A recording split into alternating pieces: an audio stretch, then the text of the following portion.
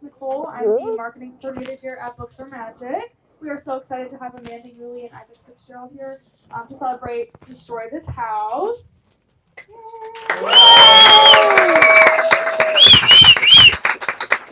So before we get started, I just want to point out some housekeeping and logistics. We'll be doing a hand-raised Q&A at the end, so start thinking of your questions now. After the talk tonight, Amanda will be signing and personalizing books near where you checked in, and when that happens, I'll give you instructions. If you're joining us virtually on the YouTube live stream, we'd love to encourage you to buy a copy of Destroy This House online using the link in the live stream description. Yeah.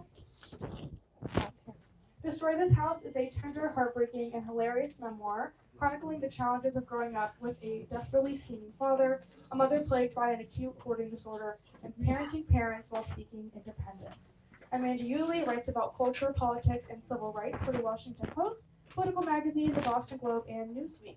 Uhle is a co-editor of the Eyewitness series of first-person short stories by youth activists, former director of the 826 Michigan Youth Writing and Tutoring Program, and co-founder with Dave Eggers of the International Congress of Youth Voices. Uhle is the publisher and executive director of McSweeney's, an independent nonprofit publisher of distinct books and magazines. Woo!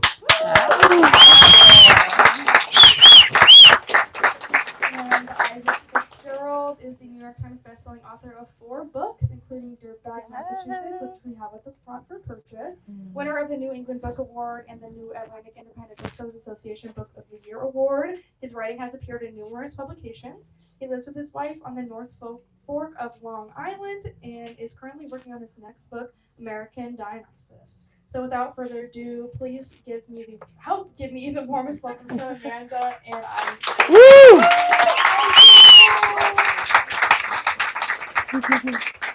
Let's do one more for the wonderful folks here at Books Are Magic and all the hard work they do selling books, bringing books to the community, and bringing fine events like this. If you're in the back and you want to sit down, just saying, now's the time. No press, but we got a little space up here for you.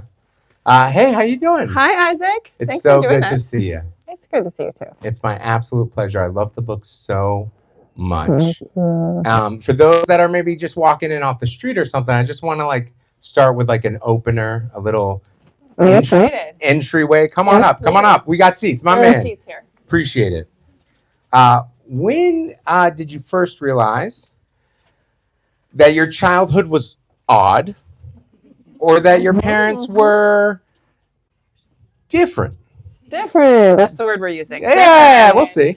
It's so funny because I think I have 2 answers. One is that when you're a kid and you grow up in an unusual house, you just think it's a usual house. You think this is how houses work. This is how families work. So, my dad was kind of a schemer extraordinaire, a truth stretcher, we'll say. And I didn't know that wasn't normal. And my mom was creative and wild and did lots of things, but she also developed over time a pretty intense hoarding problem. And they were very unusual people. They were very different. And I think around the time I was 8-ish, 9, I started to notice that visiting other people's houses was a very different experience than being alone. But I also noticed that we didn't have people over. Really, almost never did we have people in our house. So that was noticeable. And then, of course, around that time, I started having this wacky dream where I dreamed that I destroyed everything in my house.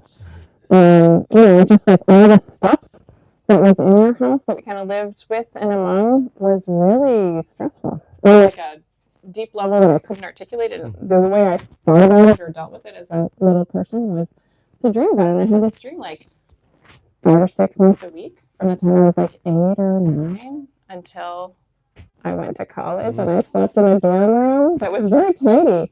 And I woke up in that dorm room and I went, oh, Mom, that dream isn't just a thing that happens every night to every person. So it was a slow realization, but that was it. Yeah, and again, it's a realization that you kind of really beautifully put into this book. And we're going to talk about kind of the form and the way that you did it in a little bit. Yeah.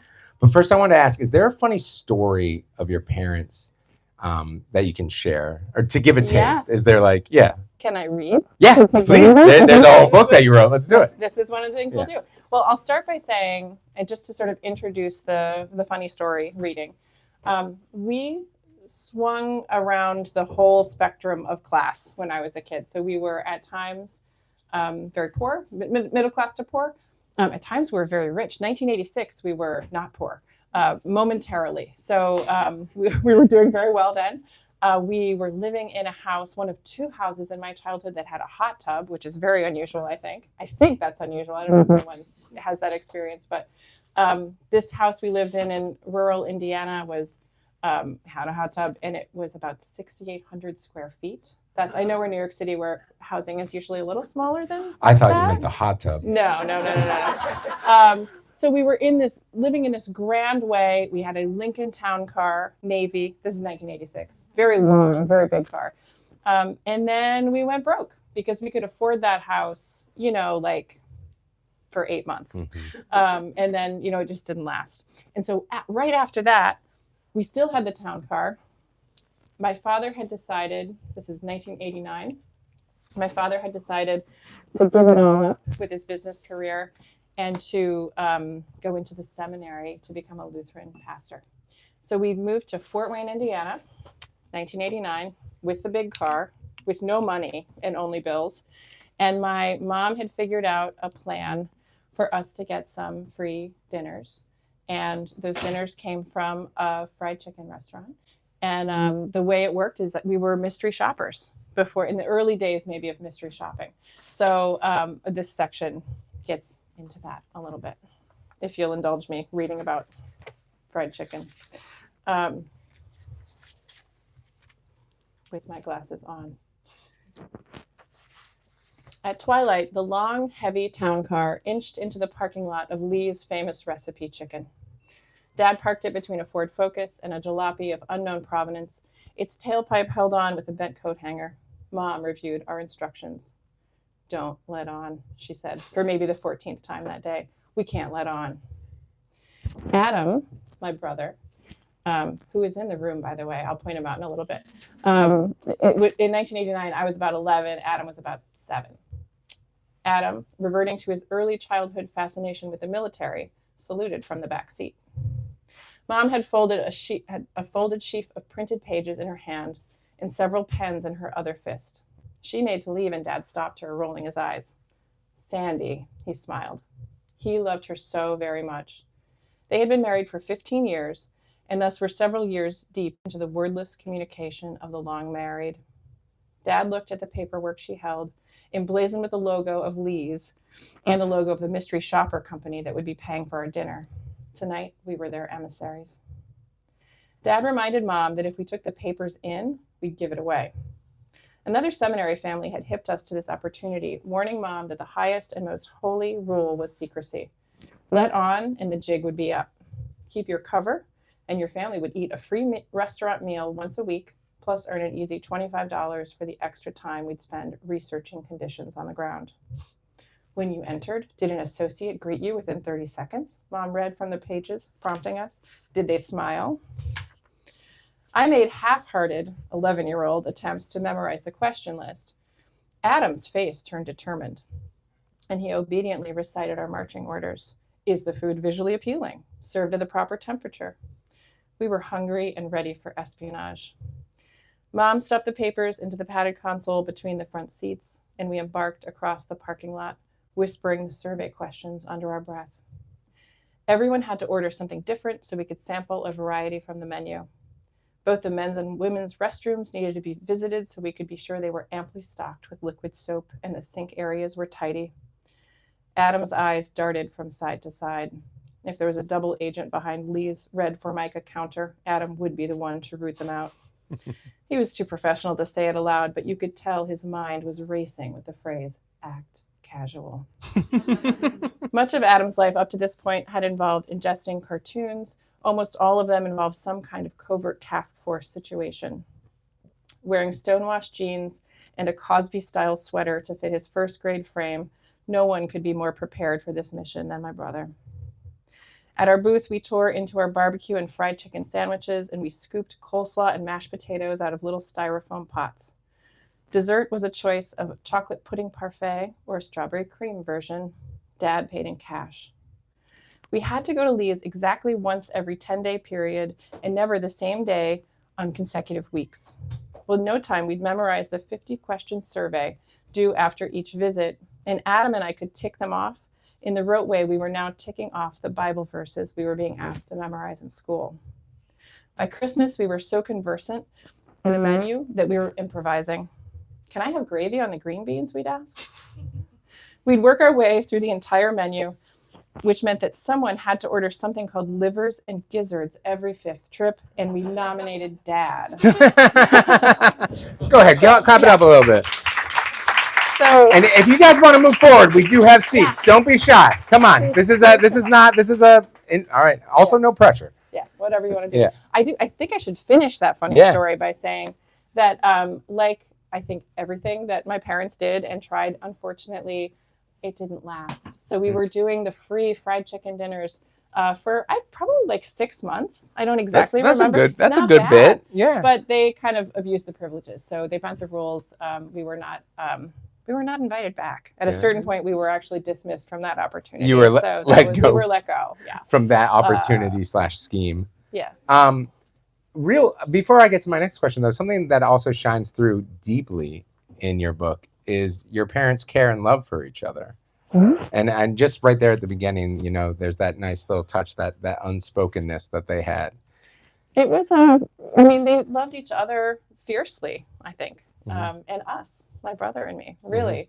Mm-hmm. And that was very real. It was one of the real things about my parents. I like to say about this book, I started wanting to write it because I wanted to know what was real about my parents. There was so much exaggerating, truth stretching. We can say lying sometimes because sometimes it was flat out lying. So there was a lot of that. And when you grow up in a house like that, you're not sure, especially as time goes on, you're kind of like not sure what was real, what was true. And the one thing that I think was that they loved each other. They loved us. And they loved you. And that's rather beautiful. With that said, I was wondering, that's a funny story. That's a great story. That's a little bit of a con story. Is there a tougher story that you'd be willing to share with us here? I would. Is this a good time to read again? Let's do it. Okay. Let me think about how to introduce this one. This is from around the same time. This is the second hot tub house that we lived in, which was also around Fort Wayne, around 1990. And this gets to... Bigger, smaller than... Oh, far smaller. Yes. We basically, we had this huge house and we had to move out of it. And basically, my brother and I found out we left a lot of the stuff there. We just left it there because we were moving into houses that were like 1/7 the size of the old house. So we left a lot of stuff behind. We were in kind of a shabby place that randomly had this indoor hot tub. I can't really explain that part of it. But this section, I think, gets at some of the, what I call the gross out parts of the book. There was kind of a gross element. So to contextualize it a bit, my mom's problem with hoarding kind of took two forms. One was about clothes and fabric. She was really into that stuff. She was really good at it. My parents were both good at certain things, and sewing was definitely one my mom was good at. And the other thing that she really compulsively bought and had in our house was food. So you can sort of see it, and you can see the wisdom even in saying, well, she's going to put away an extra jar of marinara sauce here or there, or have a little extra non-perishables. But for her, it was diabolical. I mean, it was so many more than an extra. And it went to perishable food too, that we just didn't have room for. And it just was kind of hanging out all over the house. So I'll read some of that. Does that sound good? Please. Okay. Or does that sound gross? Both. My glasses. Absolutely need the glasses. None of us ever knew whether Mom's hoarding and the related compulsive shopping for food and fabric and clothes resulted from her happy times or her miserable times. Her need to buy things and stockpile them in our home was far-reaching and profound. The house filled. We never called it hoarding. It was clutter. Our first couple of years in Fort Wayne were sparsely populated compared to Martinsville, but Mom's schedule and her income meant she'd swing by Kroger on her way home for a few things or stop by a dress shop around the corner from the seminary. She rarely ventured to that part of town without coming home with a garment bag. The hot tub in the indoor porch had not yet been used, and it was hard to imagine doing so now. Mom's grocery runs had filled every kitchen cabinet, and much of the kitchen floor was covered in bags of canned goods and boxed dinners, including some from the food bank that we still visited. Overflow food was stacked inaccessibly onto the hot tub cover. And when new bags arrived, and they always did, older ones were pushed toward the center of the hot tub, where they were impossible to reach. In time, the nucleus of this food mound smelled of rotting broccoli, eggs purchased 4 months earlier, once frozen chicken dinners gone soft and pungent. Mom got another job at the dress shop she liked, reasoning that we could use some extra income. And if she worked there weekend afternoons, she'd enjoy a discount. In the end, the net was not in our favor. Between nursing school, her hospital shifts, and the store, she was never home. And when she was, she lay flat on the couch, elevating her aching feet. She stood all day at both the hospital and in the shop. And when her discounted purchases were subtracted from her dress shop paycheck, we sometimes owed the store. Mom's schedule was generally incompatible with her making dinner. We had heaps of food aging in all corners of the house, but neither she or Dad never ever felt like cooking it. The situation gave me that hollow and ill feeling I had in my troubled dreams when I had to empty our house of all of its weighty possessions. I had an aversion to the waste, but expressing it never ended well. Maybe it was because I carried the self-righteousness of all preteens, but our conversations about these things were always unsuccessful. Instead of understanding whatever complex storm had gotten us here, hungry in a house stuffed with food, I just cooked it, which I did. I started cooking early in my childhood, really. Well, hang on. Give another round of applause. Nice little. Thank you. But yeah, I mean, talk a little bit about that though. You just like you're drawn to the cooking. Like you see this food going to waste. Yeah, it's something uncomfortable for me. I just felt uncomfortable with waste in a general way. It was kind of a weird thing. We really just had food everywhere. I mean, it had the kind of house where you couldn't reliably count on like a place to sit down on the couch or at the dining table. You couldn't count on finding like a box of stovetop stuffing behind your couch cushion because like they just had stuff all over. There wasn't room for all of it. I mean, she was keeping like frozen goods in the car during the winter and stuff. And outside. Yeah. Yeah. The car was full. I mean, I know we're focused on the house. The house is in the title, but it spread. Yeah. It went everywhere. It was rough. I lost track of your question. No, that's all right. I was just asking. Then you started cooking. Like then I started cooking. I was uncomfortable with the sort of level of waste, and it's a sort of process of things, which almost gets to the writing practice, which I think we're going to talk about in a little bit. In Indiana, in this rural place where we lived, we had a neighbor who had published a cookbook. This is a lady named Vivian. I don't remember her last name, but man, I just thought. A person I know wrote a book? Mm-hmm. Like it was just, I was like 10. And I just thought, what? You can do that? That's for people that I know, that I could do maybe. And so Vivian, let's talk about Vivian's cookbook. It was comb bound, green comb, plastic, and it was a step or two above, like a church cookbook kind of a thing. But I was so taken with it. So excited just about the idea of publishing and writing. So I grabbed Vivian's cookbook and started making cheeseburger pie for my family. And other things that were in Vivian's cookbook, but I got pretty into it. Yeah. And because it was powerful. Well, and also because you had all this stuff around you that was actually not being used. I mean, not to try and build a metaphor here, but I want to talk about the structure of this book. Like you tell these stories, many like ones you just read there, but you also pull from published, like your father at one point was a public facing person. You pull from articles. It's broken up over 4 kind of segments, and it's following their lives, their marriages, but you're also pulling from real published documents about them and your own stuff. So like what made you decide to dive in? How did you figure out how you were going to lay out this very complicated and, if you will, cluttered story? Like, yeah, how did you decide to start organizing this? I wanted to write it for a long time because I think I knew not just that my childhood was difficult from an early age, but I knew that my parents were kind of exceptional, worth looking at and thinking about. And the longer that I go, like I said, the more questions I had about what really happened and who they really were. I remembered these extremely improbable things about them. I'll quickly do a story about that. I remembered that my dad, we lived actually on Long Island at the time, and my dad worked in New Jersey. This is classic my dad thinking. He got a job in New Jersey. We bought a house on Long Island, so we'd have to commute through Manhattan both ways. So he's working in New Jersey. It's 1983. He comes home. He says, well, our problems are over. I'm an oil man. He bought it. He said he stopped in Greenwich Village in a bar, Western bar, and he bought an oil barrack for us to become rich with. And I was about 5. And of course, I said, oh, okay, great. this is cool. There was also a hat. There was a cowboy hat that sort of came with this story. And I didn't really know what happened.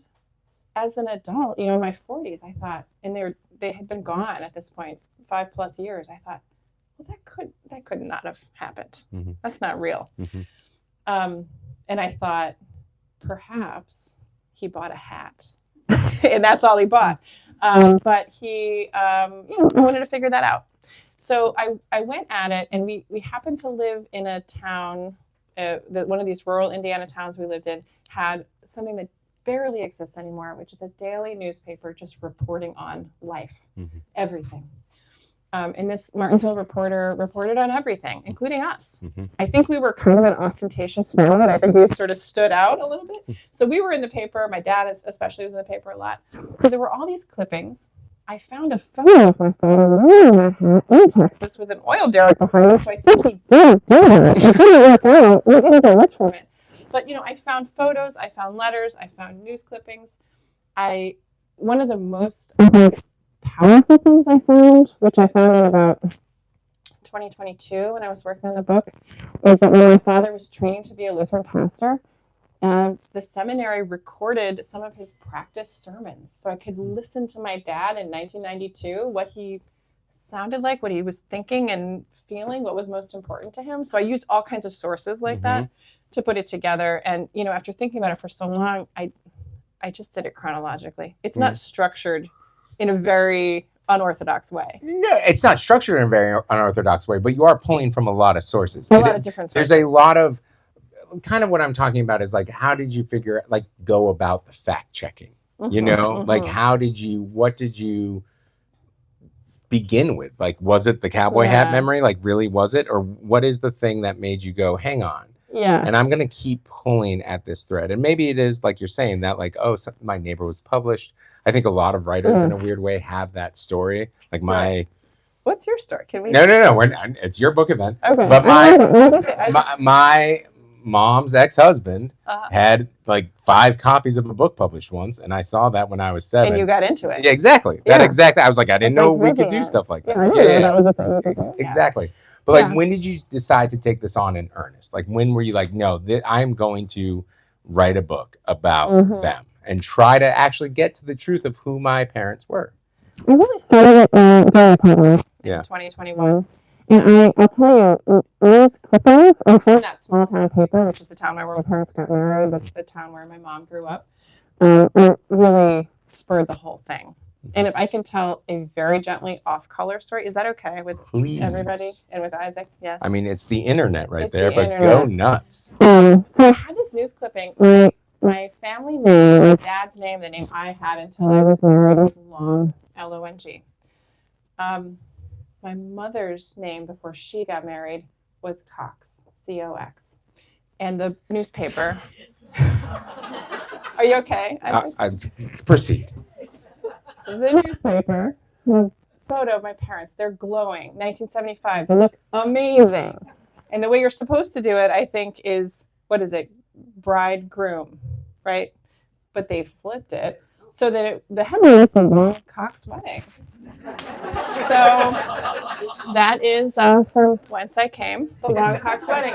And it's like perfect. It's like I have this nice clipping of them. I have the original. Of course, I found I got a newspapers.com subscription because I knew there was more out there about my folks. But it's kind of perfect because it's a little gross, dark, funny, but real. It's like really who they were. So yeah, anyway. and that mythology that is gross, dark, and funny is part of like their story. You have a lot of humor. Like again, I don't want to shy away from the hard stuff, and we'll get to it in a little bit. But like you also do have a lot of humor in this book. Is that something just like Long Cox right there that came naturally? I was gonna say, did it come naturally? Was there a part of you that worried about finding the balance as you were writing this, or were you like, no, it's there, it's natural, it feels right? I think it was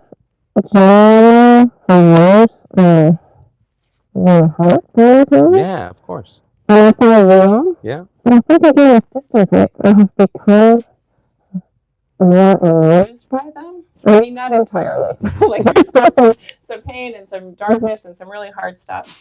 But they're amazing. We loved. I don't actually recognize my brother. He's in the room. Can I do? I mean, that's a question for him, not me. There. All right, he's waving. That's That's my brother Adam. Hey, yeah. Adam Long. Adam and He's back there. He's tall. He's handsome, and and a good shirt for the internet. Yeah, for the internet. Yeah. So Adam and I grew up in a house. And I always want to be clear about this. We didn't grow up in a house that I would ever characterize as abusive.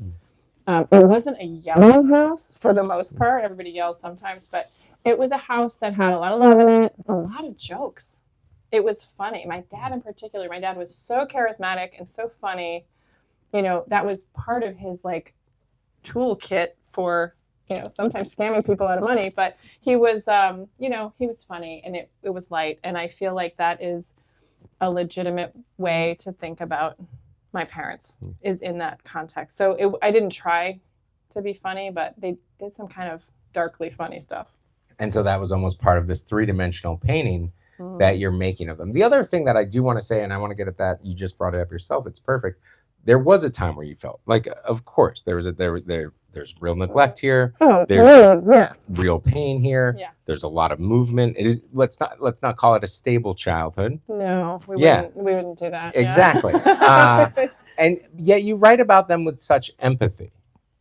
Are you glad that you took the time to maybe refine that empathy before you started writing this project? Do you think it's the empathy showed up while you were writing the project, or is it empathy you've had for them the whole time?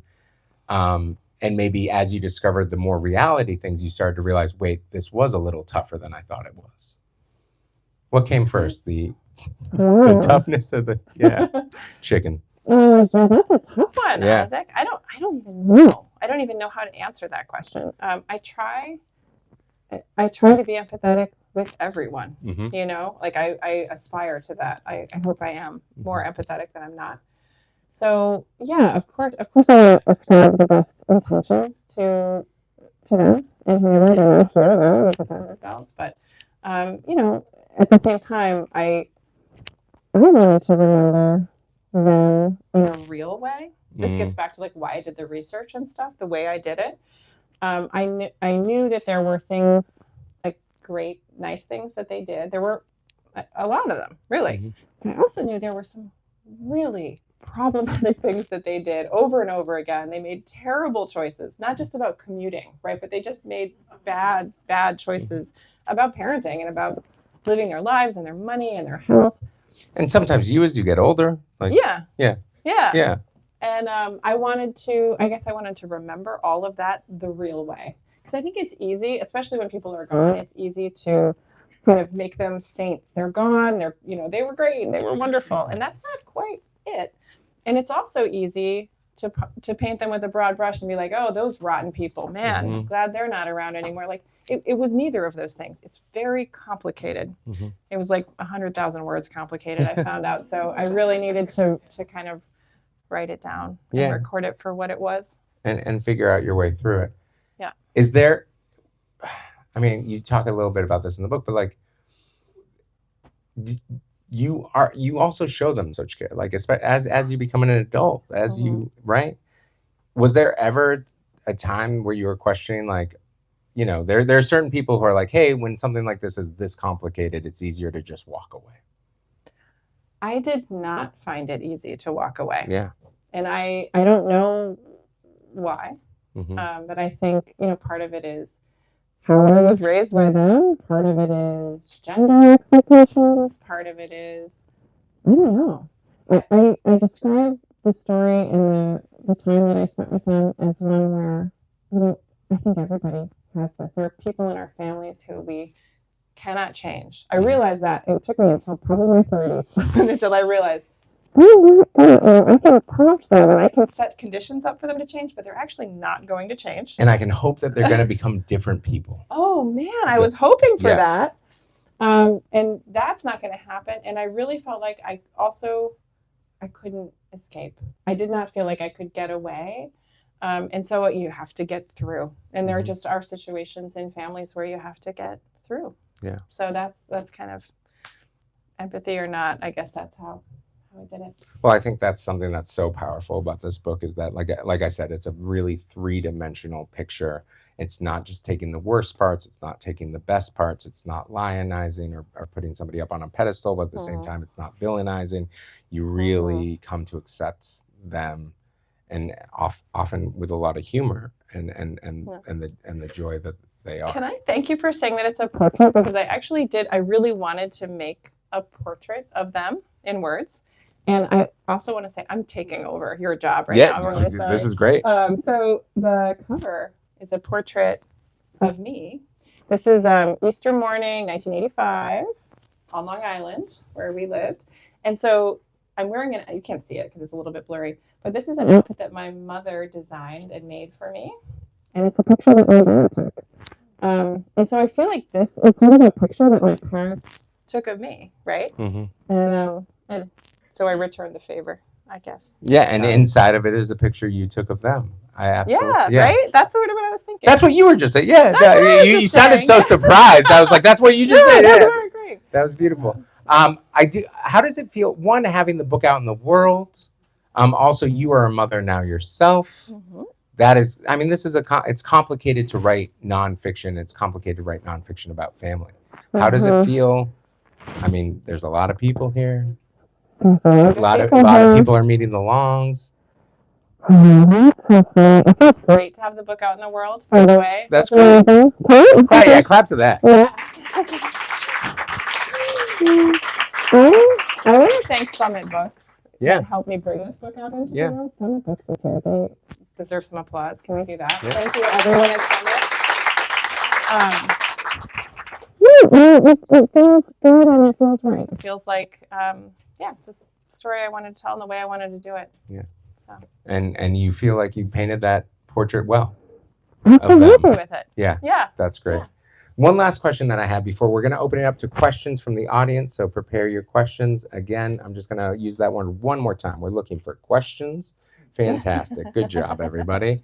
I often think about, as a writer, the first answer to this question will be that cookbook. But what books do you see your book in conversation with? What books kind of were inspiring you?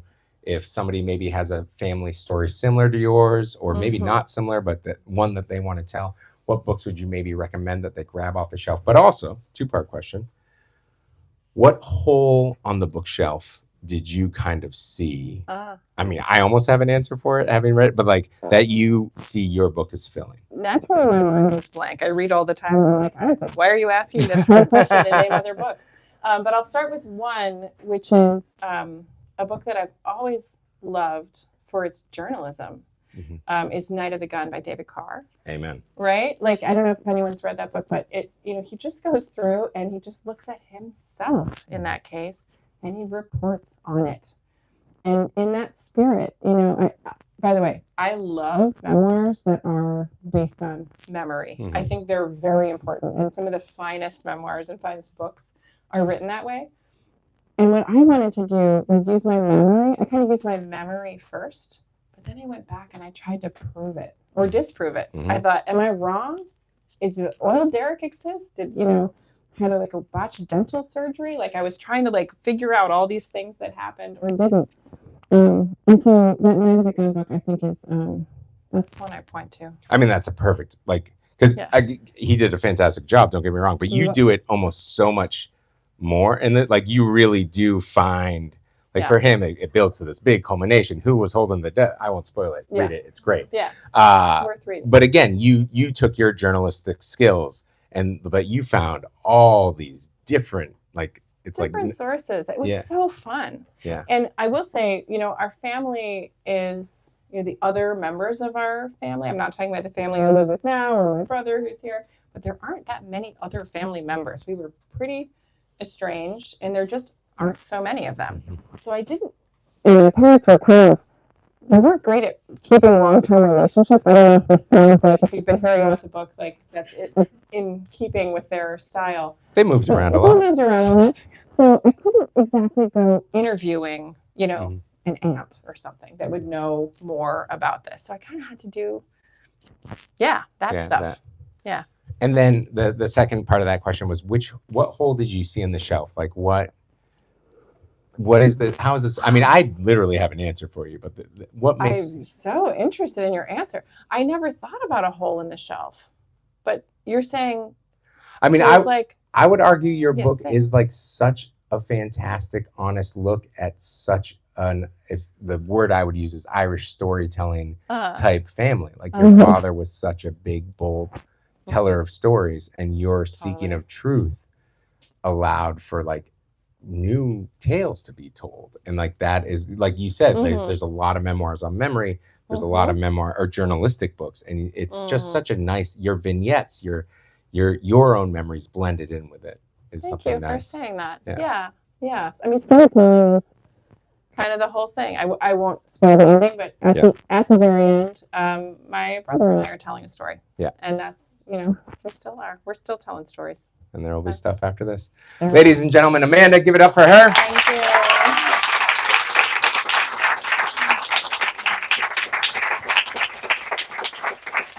All right, so what's going to happen is you're going to raise your hand. You're going to ask your question. I'm then going to read not read a thing. I'm going to restate your question so that the internet knows what's going on. Those that are tuning in on YouTube. Right here, let's start. So you describe your parents, how loving they were towards each other, and yet each had such extreme personalities. Can you just share a little bit about how that might have also caused a lot of strife or conflict between the two of them, or did it? So the question is, you've described how loving your parents were towards one another, but also they had such extreme and kind of sometimes different or in conflict personalities. Did that cause any strife between the two of them?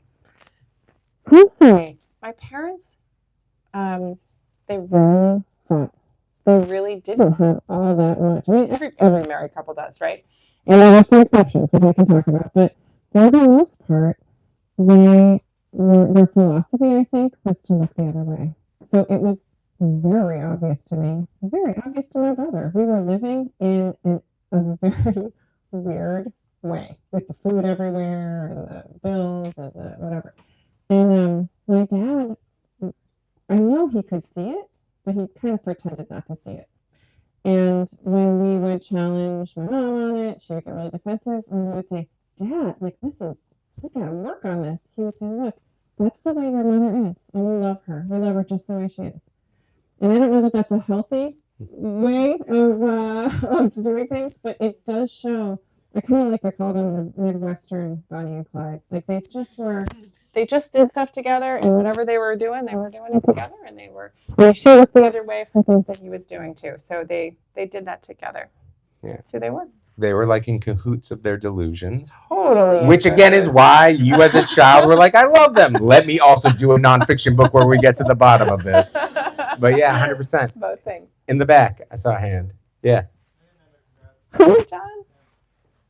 One word that neither of you used tonight, which considering the circumstances would be understandable, is shame. And I wonder what role shame played in the experience, in your memory, and in this telling of the story now. Do you want to restate that, Isaac? I've forgotten because it was such a good It was question. such a It good was such a good question. question. I was like, damn, he's a smart. So the question was, one word that neither of you used tonight was the word shame. Could you talk about how shame played a role maybe in your relationship with your parents, in their relationship, or in the telling of the story? Shame. Yes, I felt a lot of shame growing up in my house. I felt so much shame that never, ever had to go over to the house. When I was getting picked up for something, like a classmate was picking me up, I had to go outside and close the door because it was such a risk of someone seeing what the inside of my house looked like. If that person said they had to go to the bathroom, I'd be like, there's a McDonald's a half a mile down. Like, it was like so shameful to think about my peers or anyone else knowing the sort of darkness in my house. So that was a very big force. And I think it's been many years, right? And I've experienced many other things, but I would say I have almost no shame right now. I feel good about it. And if I still had that, I think it would have been difficult to write about it, maybe send it to Summit Books, publish it. So I feel I feel good now. I feel really free of shame. It's a bold statement to say absolutely zero shame, but yeah, I feel good. But it was definitely a factor. Can I just ask a follow-up on that? Yeah. Was there a part of you? Is there a part of you that, like, basically that letting go of that shame? Like, I can the moments where you describe, friend, nobody should be able to see this. Nobody's coming over. Is there something, or even figuring out yourself? Is there something to be shameful about here? When did you feel some of that ease? Was it when you started looking into the actual facts around things? Was it not to? I don't want to spoil the book, so I don't want to say. But yeah. That's another one. I don't know that I can answer with much precision. I simply moved on. I guess I don't know why I would still feel bad about this. It is what it is, Like, sometimes I think I just have to embrace, like, this is what my childhood was like. It was kind of weird. It's kind of funny, But yeah, I just sort of moved past it. It did take time. It's not something, I certainly continued to feel shame up through when I passed away in 2013, 2015. I had to clean out my mom's apartment, and she had some storage units. We won't get into all that, but I hired some people, most of them ex-convicts, to clean out the apartment, and they mostly did cleanups of murder scenes, and they were cleaning up this apartment. And I was so embarrassed for those folks to see the way my mom lived. That was 2015, that was 10 years ago. But I was full of shame then. I don't know, a decade passed. Yeah. So, and a bit of acceptance. Yeah. Go ahead. Lisa. Hi. So many friends. Okay. The question I have for you is sort of like, what are the moments of triumph? You tell the stories, you look at all that, like what you escaped, what you did differently in your life, like, and how much do you sort of work and struggle to sort of not repeat that? And it's like that. There's the shame question, right, of the past. Yeah. There's also the shame of the present because you are them, right? You're you and you're them, and your brother too. And how do you figure out how to be your own person with this background? What do you feel fear about in life, and how do you overcome it? How does the book ultimately help you to sort of recognize your own? Another big question for Isaac to summarize. Yeah. So we're gonna start with. I love the word. Like, tell us a bit about the triumphs, right? I like that. Tell us a little bit about the triumphs, but also, like, as you yourself are now a parent and you're now an adult yourself. You are the amalgamation of these two people, and what are your fears around that? How do we make sure we're not following similar footsteps? Yeah, well, honestly, earlier in my teens and 20s, I kind of just thought, this is like what I was saying earlier, but I thought that this is like how adults just roll through the world, and I thought, well, I guess I'm going to be like really, difficult and weird. And into storing food everywhere. And into storing food, like that part sort of felt inevitable. And then I think as I grew older, as I built a family of my own, they're also here tonight. I thought I would call them out, although the internet can't see them. I realize. As I was doing that, it slowly was very clear to me that I could make different choices and I could embrace them. And like every one of those choices has felt amazing. My husband Frank is here. He's the best. Frank really. So Frank is a big part of that. I'm also a stepmom to an older girl who's not here. And mother to a 16-year-old who's here in the front row. Just got her license. Just got her driver's and is here in New York City not driving, which Yeah. what a sacrifice. Sorry, keep going. So, being a parent, I thought maybe I was going to be the kind of parent that my mom was and the kind of parent that my dad was. Turns out I'm not. Like, I'm a different kind of parent. And so, like, that's been made clear to me just by doing it.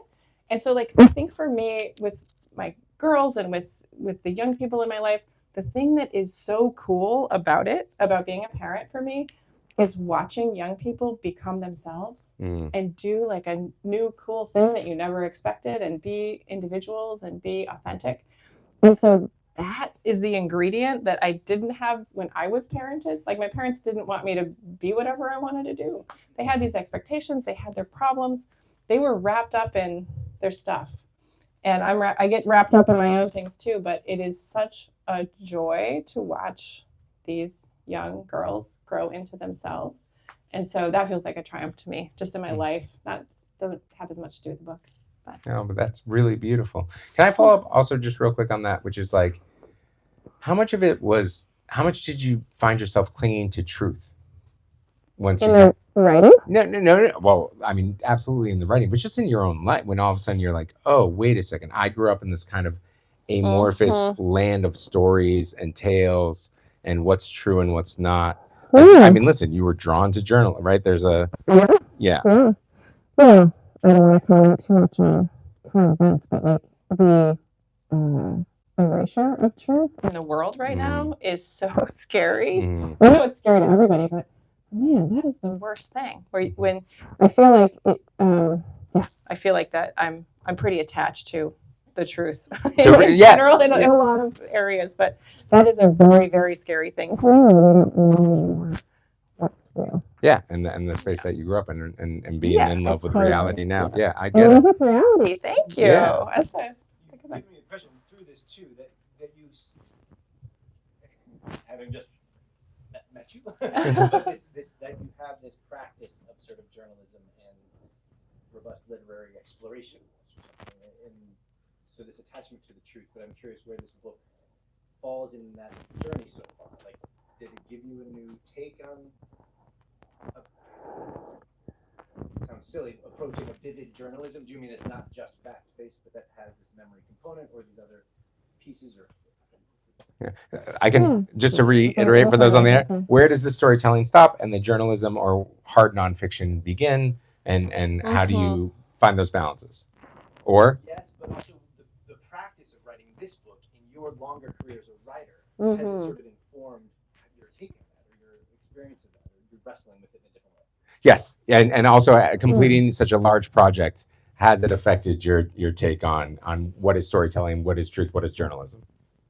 I think for this story, I'd like to say one of the reasons that I started writing this book is that I had just a hell of a time explaining who my parents were in a short, in like, people would be like, oh, how's your mom? And I'd be like, oh, so, I don't know, like, it's a lot to say.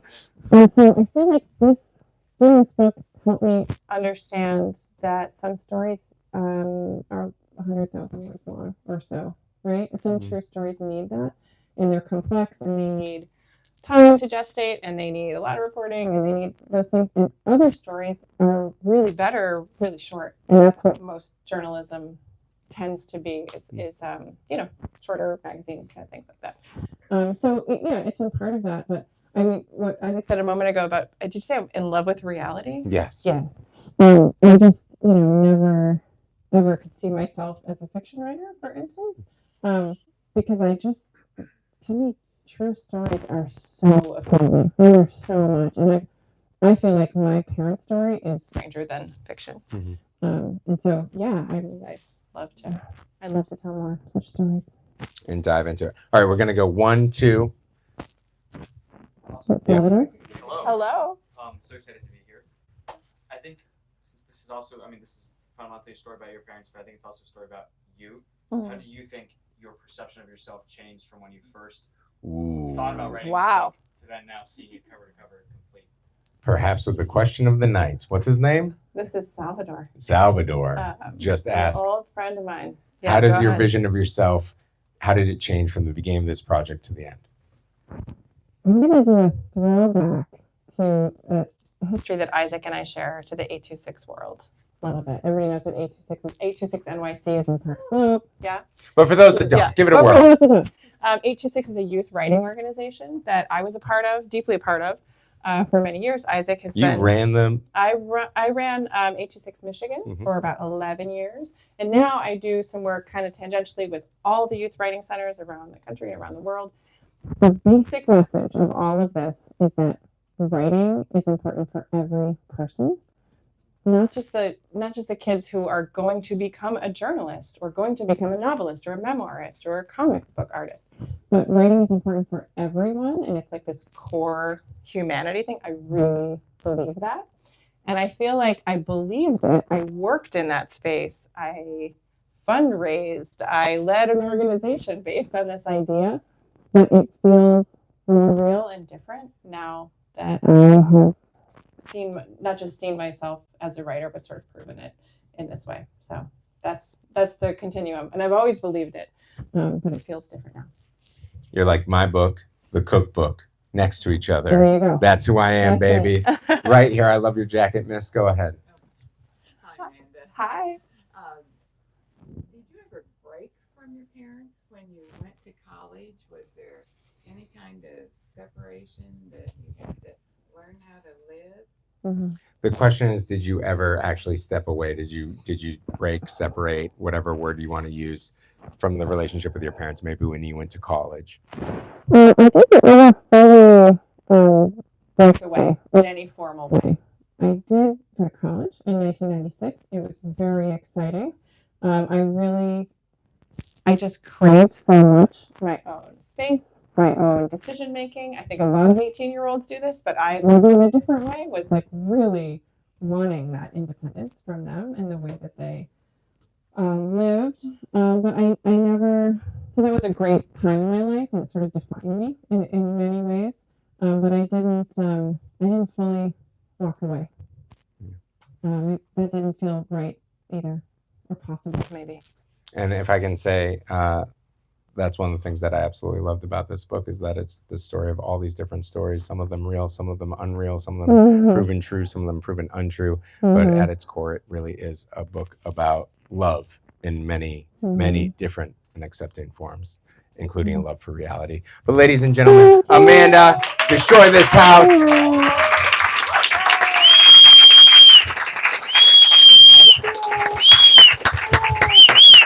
Well, thank you everybody for coming out tonight. Thank you for asking your questions. Thank you for moderating, and thank you so much, Amanda, for celebrating this house with us.